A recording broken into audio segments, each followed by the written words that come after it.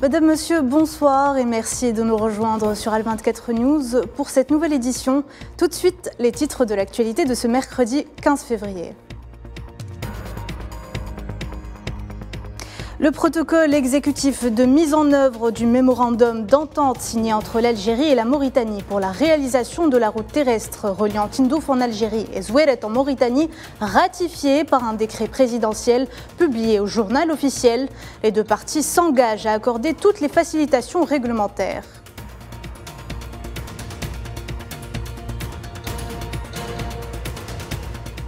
Story Killers, le sujet qui occupe ces dernières heures journaux et réseaux sociaux. Un consortium international de journalistes d'investigation vient de mettre à jour l'ampleur des campagnes de désinformation. La société fantôme sioniste au service du Merzen épinglée.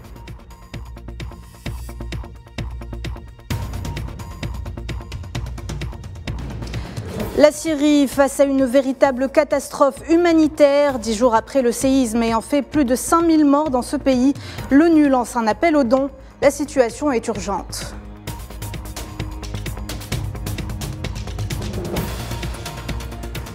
Un 10e paquet de sanctions contre Moscou. L'Union européenne s'attaque cette fois-ci aux composants électroniques utilisés dans les systèmes armés russes. Pour la première fois, des entités économiques iraniennes sont aussi visées.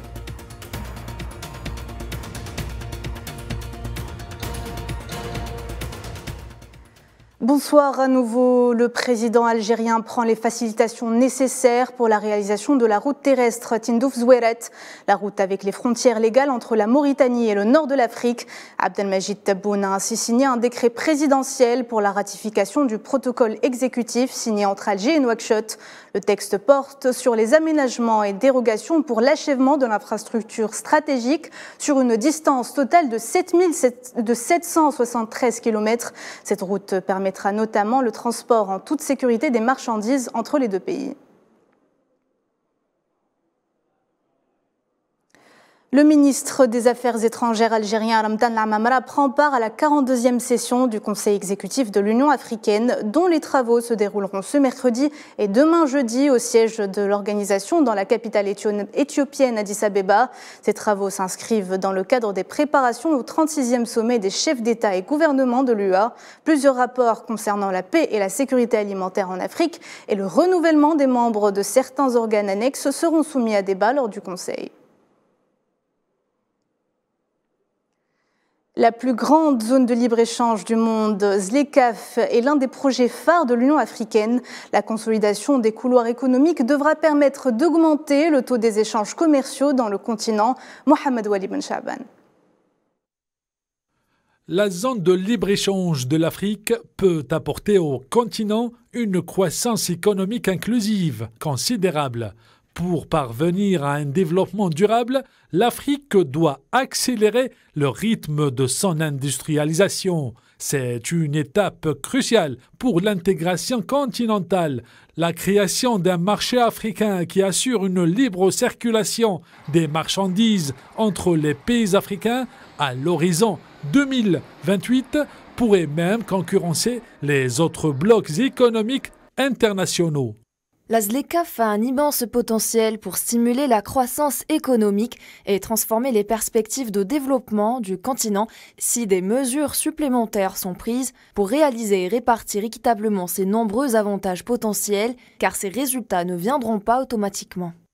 L'Algérie, qui a engagé plusieurs réformes économiques, demeure pleinement convaincue de la nécessité de soutenir les politiques économiques visant à hisser le taux de croissance industrielle et de diversification économique dans les pays africains.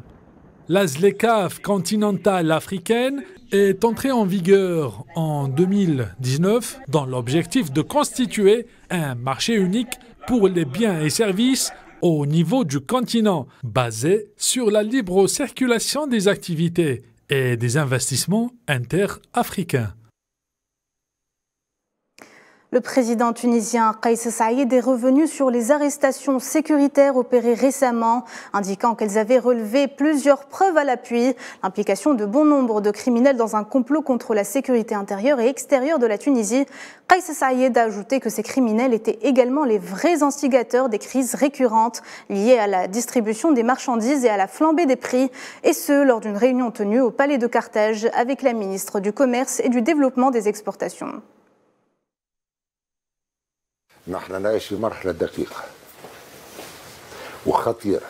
Nous vivons une étape cruciale et dangereuse et les accusations sont des accusations de conspiration contre la sécurité de l'État à l'intérieur et à l'extérieur.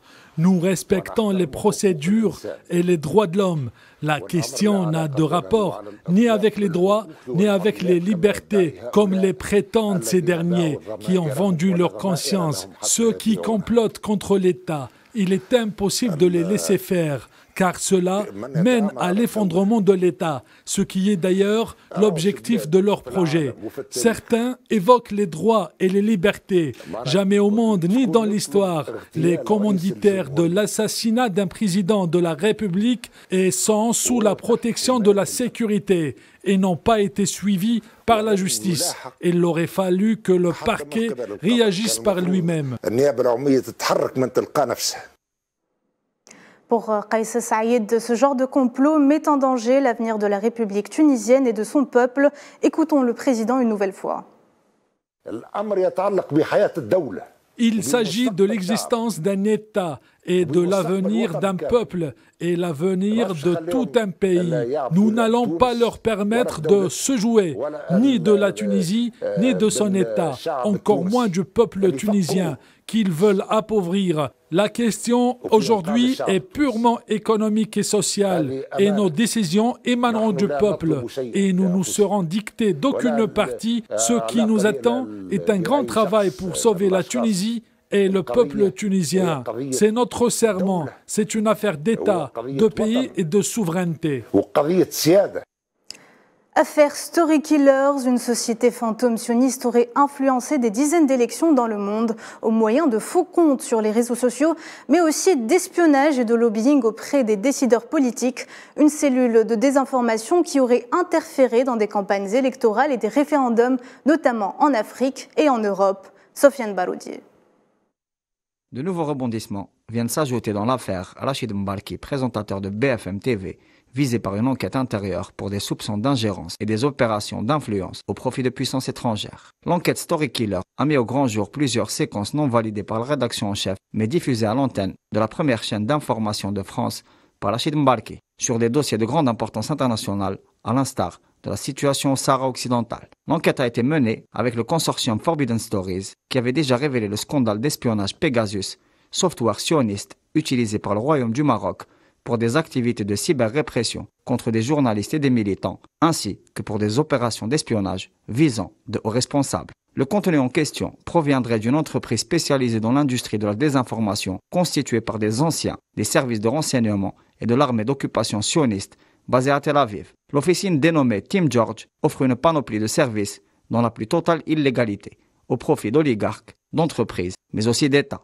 Opérations d'influence via création de faux comptes dans les réseaux sociaux, fabrication de faux documents, production de contenu audiovisuel à vocation de désinformation. Et la liste est encore longue. Ces mercenaires de la désinformation sont spécialisés dans la manipulation des opinions publiques et auraient déjà interféré dans des dizaines de processus électoraux, orchestrant de véritables opérations d'ingérence à grande échelle que l'entreprise sioniste revendique ouvertement. À ce propos, le patron de l'officine s'est vanté à des journalistes de Story Killers de sa possibilité à faire passer des sujets sur les chaînes françaises. BFM TV a enclenché une audit interne pour enquêter sur ces graves faits d'ingérence au profit du Maroc et de l'entité sioniste.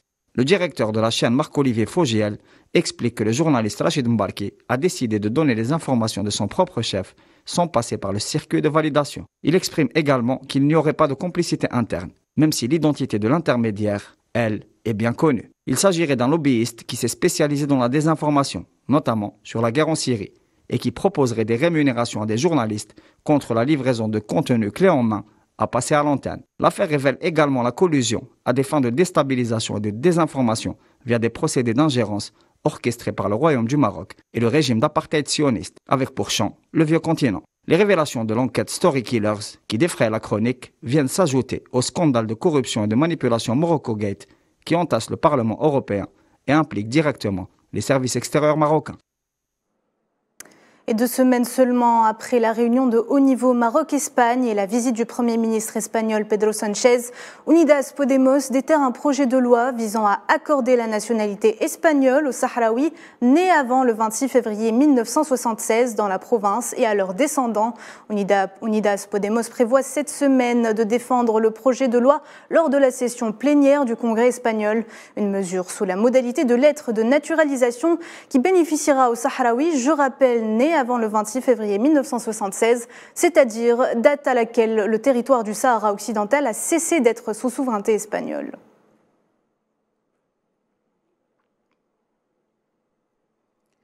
Le Premier ministre malien de transition Choguel Kokala Maïga effectuera vendredi une visite de 4 jours dans la région de Gao qui échappe au contrôle malien. Une première pour Maïga depuis sa nomination à la tête du Premier ministre il y a de cela 18 mois. Un signe que l'accord d'Alger va bon train. La région de Gao est devenue, rappelons-le, le refuge de nombreux déplacés fuyant les menaces terroristes du groupe d'État islamique dans le Grand Sahara. Depuis plusieurs mois, les organisations humanitaires font état de l'arrivée de centaines de personnes en provenance de la région de Ménaka, située dans la zone des 3 frontières, où l'État islamique continue à régner en maître absolu. Et toujours en Afrique, le président de la transition burkinabé Ibrahim Traoré a promis le respect du calendrier électoral selon la Commission électorale nationale indépendante. Pour rappel, la charte de la transition signée le 14 octobre 2022 par le président de la transition prévoit l'organisation d'élections générales au terme d'une période de 24 mois à compter du 2 octobre dernier. Et avec plus de 5000 morts suite au séisme qui a secoué la Syrie et la Turquie, et surtout la Syrie sous embargo international qui fait face aujourd'hui à une situation catastrophique. Pour permettre l'acheminement de l'aide internationale dans les villes syriennes, 2 passages frontaliers entre la Syrie et la Turquie ont été ouverts. L'ONU a lancé un appel aux dons de près de 400 millions de dollars pour venir en aide aux populations pendant 3 mois. Naïla Eid Hamouda.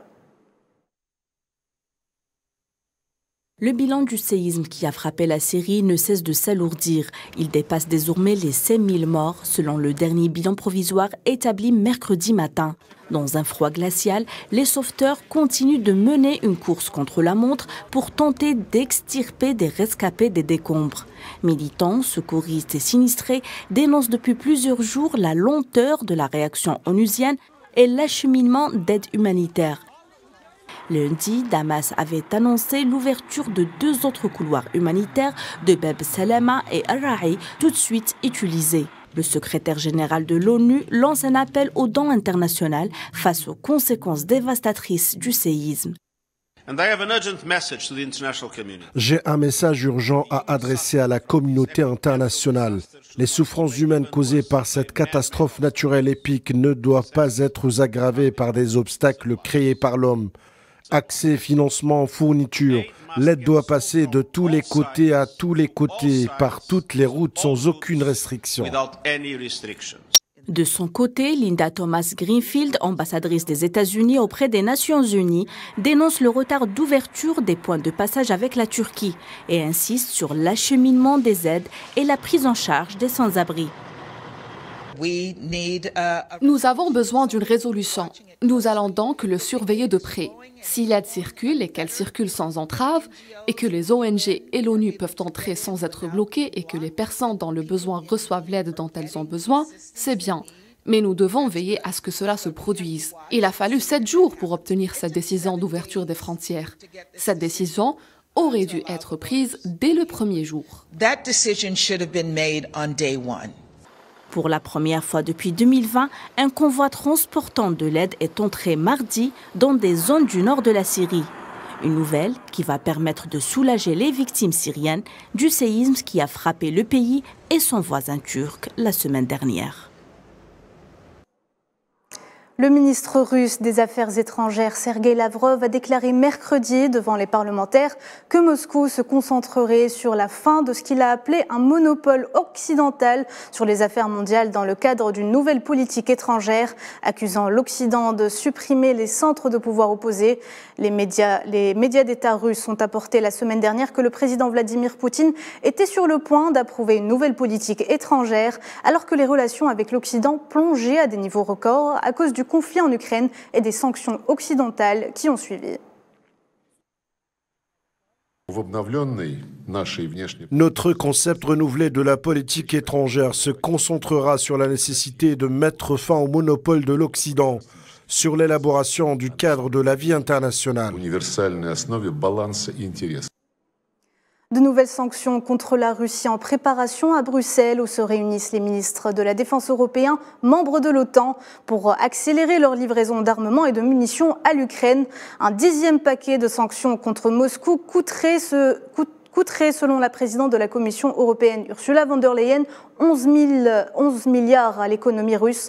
Des dizaines de composants électroniques utilisés dans les systèmes armés russes seraient dans les viseurs de l'Union européenne. Cette fois-ci, pour la première fois, des entités économiques iraniennes sont aussi visées.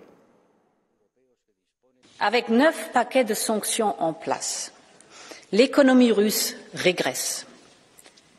Et pour maintenir une forte pression, nous proposons un 10e train de mesures. Il contient de nouvelles interdictions commerciales et de nouveaux contrôles des exportations de technologies vers la Russie. Ce paquet vaut en tout 11 milliards d'euros.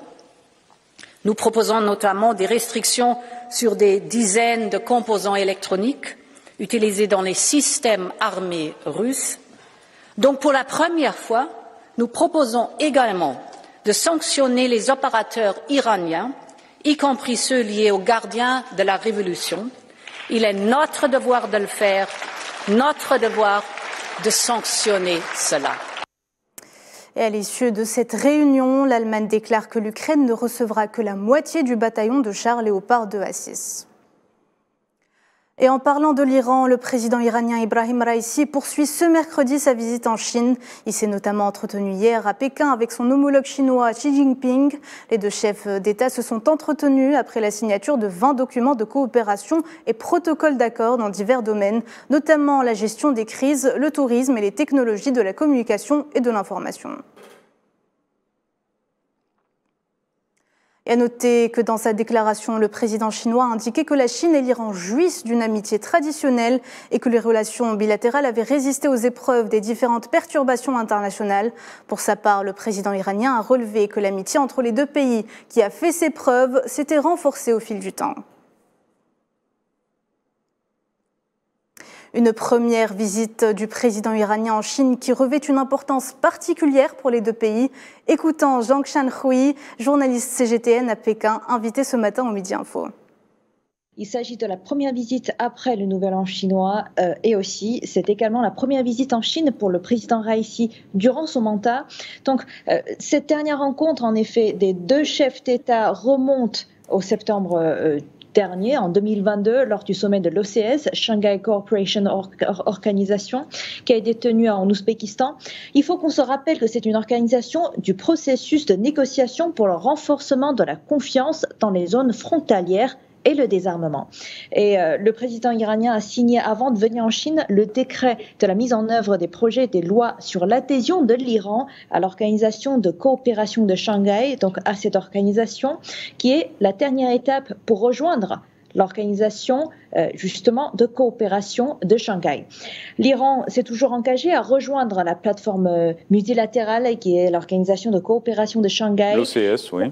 L'OCS, et en plus, il faut qu'on se rappelle que cette fois-ci, la visite du président iranien en Chine n'est pas seulement politique, puisqu'il a été accompagné aussi cette année par les représentants de gouvernement et en plus aussi par les représentants du monde économique et du monde des affaires. Et en même temps, il faut également noter que durant ce déplacement, il y a également la présence d'un vice-président de l'université de Téhéran, donc qui est aussi un intellectuel important dans le cadre de partenariat stratégique entre l'Iran et la Chine.